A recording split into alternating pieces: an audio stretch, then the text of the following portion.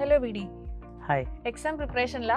അതെ അതെ. സ്ലൈഡ് ഒക്കെ ആക്കി കഴിഞ്ഞാ? സ്ലൈഡ് പ്രിപ്പയർ ചെയ്യാനുണ്ട്, പിന്നെ കുറച്ച് PYQs കാര്യങ്ങളും സെറ്റ് ആക്കാനുണ്ട്. എനിക്കൊന്ന് അക്കൗണ്ടൻസിയിൽ ഒരുപാട് ചാപ്റ്റേഴ്സ് പഠിക്കാനുണ്ടോ ഓണം എക്സാമിന് വേണ്ടിയിട്ട്? ഇല്ല, 1-2 ചാപ്റ്റേഴ്സ് മാത്രമേ ഉള്ളൂ, അധികം കുട്ടികൾക്ക് പഠിക്കാനൊന്നും. ഇപ്പൊ എക്കണോമിക്സ് നോക്കുന്ന സമയത്ത് +1 5 ചാപ്റ്റർ ഉണ്ട്, +2 3 ചാപ്റ്റർ ഉണ്ട്. അപ്പൊ ഈ ലാസ്റ്റ് മിനിറ്റ് പഠിക്കുന്നതിനെ പറ്റി എന്താണ് സാറിന്റെ അഭിപ്രായം? വളരെ മോശം അഭിപ്രായമാണ്. കാരണം എന്താ വെച്ചിട്ടാണെങ്കിൽ ഈ അവസാന ഘട്ടത്തിൽ കുട്ടികൾ പഠിക്കുമ്പോഴാണ് കുട്ടികൾക്ക് എക്സാമിനോട് അനുബന്ധിച്ച് കുറെ പ്രശ്നങ്ങൾ ഉണ്ടാവാം. അത് +1 കേസിലേക്ക് നമ്മളിപ്പോൾ നോക്കുകയാണെങ്കിൽ കുട്ടികൾ ആദ്യമായിട്ട് പഠിക്കുന്ന കാര്യങ്ങളാണ് ഇതെല്ലാം. അപ്പോൾ കുട്ടികളെ സംബന്ധിച്ചിടത്തോളം അവസാന ഘട്ടത്തിലേക്ക് വെക്കുമ്പോൾ ടെൻഷൻ കൂടാനുള്ള ചാൻസ് ഭയങ്കര ഹൈ ആണ്.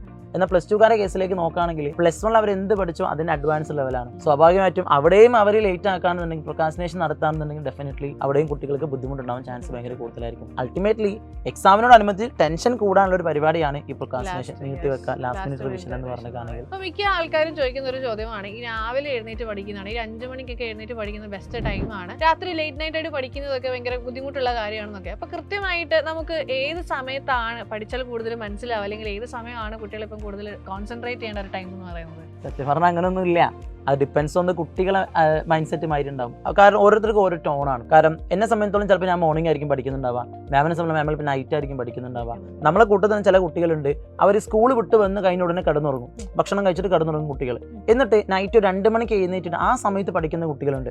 ഇനി ഇതൊന്നും അല്ലാതെ ഏർലി മോർണിംഗ് 4 മണിക്ക് എഴുന്നേറ്റ് പഠിക്കുന്ന കുട്ടികളുണ്ട്. ഇതൊന്നും അല്ലാതെ രാത്രി 7 മണിക്ക് ഈവനിങ് സമയത്ത് ഇരുന്ന് പഠിക്കുന്ന പിള്ളേരുണ്ട്. സോ നമുക്ക് എപ്പോഴാണോ മനസ്സിലാകുന്നത്, നമുക്ക് എപ്പോഴാണോ ഓക്കെ ആയിട്ടുള്ള ടൈം, ആ സമയത്ത് പഠിക്കാമെന്ന് മാത്രമേ ഉള്ളൂ. അതിന് മോർണിംഗ് തന്നെ പഠിക്കണം എന്നൊരിക്കലും നിർബന്ധമില്ല. ബട്ട് മോർണിംഗ് പഠിച്ചുകൊണ്ടിരുന്നത് നല്ലത്. അങ്ങനെ പറഞ്ഞ് കേൾക്കാറുണ്ട് പല ആളുകളും, മോർണിംഗ് ആണ് ഏറ്റവും ബെസ്റ്റ് എന്ന് പറഞ്ഞ് കേൾക്കാറുണ്ട്. അത്രയേ ഉള്ളൂ. ഏതാണ് കംഫർട്ടബിൾ ആയിട്ട് നമുക്ക് തോന്നുന്ന ടൈം, ആ ടൈമിൽ തന്നെ നമ്മൾ എന്ത് ചെയ്യാൻ വേണ്ടി ശ്രമിക്കുക, പഠിക്കാൻ വേണ്ടി ശ്രമിക്കുക. പിന്നെ ഓണം എക്സാമിനെ പറ്റി ചോദിച്ചപ്പോഴാണ്, സാറിന്റെ ഈ അധ്യാപക ജീവിതത്തിൽ ഓണം എക്സാമായിട്ട് ബന്ധപ്പെട്ട് എന്തെങ്കിലും രസകരമായ അനുഭവം ഉണ്ടായിട്ടുണ്ടോ? ഒരു ട്രാജഡി ഉണ്ടായിട്ടുണ്ട്. എന്താ വെച്ചാൽ നമ്മൾ പഠിപ്പിക്കുന്ന ഒരു കുട്ടിയിൽ ക്ലാസ്സിലൊക്കെ നന്നായിട്ട് ആക്റ്റീവ് ആയിട്ടുള്ള ഒരു സൂപ്പർ കിഡിലും മോളുണ്ടായിരുന്നു. അപ്പോൾ ഇയാളെ കേസിലേക്ക് നോക്കുന്ന സമയത്ത് ഒരു ദിവസം ഞാൻ എക്സാമിലൊക്കെ കയറി ചെന്നപ്പോൾ അയാൾക്ക് കുറച്ച് ആൻസേഴ്സ് മാത്രമേ എഴുതിയിട്ടേ ഉള്ളൂ. അപ്പോൾ സ്വാഭാവികമായിട്ട് ഞാൻ ചോദിക്കുമല്ലോ എന്ത് പറ്റി എന്നുള്ളത്. അപ്പോൾ നോക്കുന്ന സമയത്താണ് അയാൾക്കൊന്നും എഴുതിയിട്ടില്ല. അപ്പോൾ ഞാൻ ചോദിച്ചാൽ എന്ത് പറ്റി? അപ്പോൾ കുട്ടി പറഞ്ഞു, സാർ എനിക്ക് എന്തായാലും എഴുതാൻ പറ്റുന്നില്ല, എനിക്ക് ഭയങ്കര തലവേദന ആവുന്നു, എനിക്ക് ഭയങ്കര പ്രശ്നം വരുന്നു. അപ്പം ഞാൻ പാരൻസിനെ വിളിച്ച് കമ്മ്യൂണിക്കേറ്റ് ചെയ്തു. അപ്പോൾ സ്വാഭാവികമായും പാരന്റ് വന്ന് എനിക്ക് റിപ്പോർട്ട് എന്ന് വെച്ചാൽ കുട്ടിക്ക് നല്ല ഫിയർ ആണ്, എക്സാം ഫിയർ ആണ്.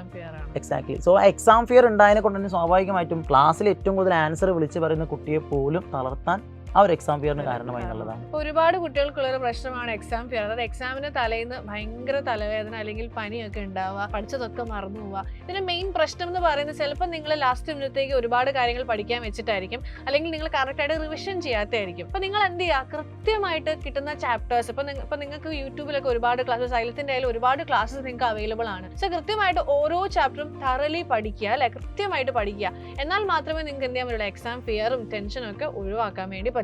എക്സാക്ട്ലി. അവിടെ പറഞ്ഞപ്പോൾ എനിക്കൊരു കാര്യം കൂടി പറയാനുണ്ടായിരുന്നു. കാരണം നമ്മളെ ഫിയറും കോൺഫിഡൻസും തമ്മിലൊരു എന്താ പറയുക, ഒരു ബാറ്റിലുണ്ട്. അതാണ് ആക്ച്വലി എക്സാം ഫിയർ കൊണ്ടുതരുന്നത് എന്നുള്ളതാണ്. ഫിയറിനേക്കാൾ മുകളിലാണ് നമ്മൾ കോൺഫിഡൻസ് എന്നുണ്ടെങ്കിൽ ഡസന്റ് മാറ്റർ, അവിടെ നമ്മൾ വിജയിച്ചു. എന്നാൽ നേരെ മറിച്ച് നമ്മൾ കോൺഫിഡൻസ് താഴെയും ഫിയർ മുകളിലും ആണെങ്കിൽ അതാണ് നമുക്ക് പലപ്പോഴും എക്സാമിന് സമയത്ത് പനി, തലവേദന, പള്ളവേദന, കാലുവേദന, അങ്ങനെ പല അസുഖങ്ങളായിട്ട് നമ്മുടെ ബോഡിയിൽ റിഫ്ലക്ട് ചെയ്യുന്നത് എന്നുള്ളതാണ്. മാം പറഞ്ഞ പോലെ തന്നെ നേരത്തെ കാലത്ത് കുറച്ച് ആദ്യമേ നമ്മളൊന്ന് റിവിഷൻസ് സ്റ്റാർട്ട് ചെയ്തിട്ടുണ്ടെങ്കിൽ, ആദ്യമേ നമ്മൾ പഠിക്കാൻ തയ്യാറായിട്ടുണ്ടെങ്കിൽ ഡെഫിനറ്റ്ലി നമുക്ക് എന്ത് ചെയ്യാൻ പറ്റും, ആ ഒരു പ്രോബ്ലത്തെ ഓവർകം ചെയ്യാൻ പറ്റും എന്നാണ് ഞാൻ മനസ്സിലാക്കുന്നത്. വീഡിയോൻ പറഞ്ഞ പോലെ തന്നെ ഈ കോൺഫിഡൻസ് നല്ല ഹൈ ആയിരിക്കണം എന്നുണ്ടെങ്കിൽ നിങ്ങൾ അടിപൊളിയായിട്ട് പഠിക്കണം. അതിന് വേണ്ടിയിട്ട് സൈഡിൽ നിങ്ങൾക്ക് ഒരുപാട് ക്ലാസ്സസ് ഒക്കെ പ്രൊവൈഡ് ചെയ്യുന്നുണ്ട്. കുറച്ച് ദിവസം കഴിഞ്ഞാൽ നമ്മൾ എന്ത് ചെയ്യും, ഒരു അടിപൊളി ലോഞ്ചും പ്ലാനും ഒക്കെ ആയിട്ട് വരുന്നുണ്ട്.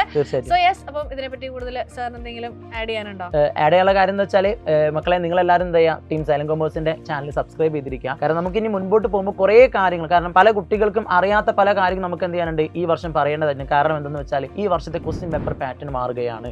സോ ക്വസ്റ്റ്യൻ പേപ്പർ പാറ്റേൺ മാറുന്നത് കൊണ്ട് തന്നെ പല കുട്ടികൾക്കും അറിയില്ല എന്താണ്, എവിടെ നിന്നാണ്, എങ്ങനെയാണ് ചോദ്യം വരാന്നുള്ളത്. സോ നിങ്ങൾ ഒന്നുകൊണ്ടും പേടിക്കേണ്ട, നമ്മൾ ഓരോരുത്തരും നിങ്ങളുടെ കൂടെ തന്നെ സപ്പോർട്ട് ചെയ്യാൻ, നിങ്ങൾ ഓരോരുത്തരും ഒരുമിച്ച് നമുക്ക് എന്ത് ചെയ്യാം മക്കളെ, യാത്ര ചെയ്യാം. സോ സ്റ്റേ ട്യൂൺഡ് വിത്ത് ടീം സൈലന്റ് കൊമേഴ്സ്.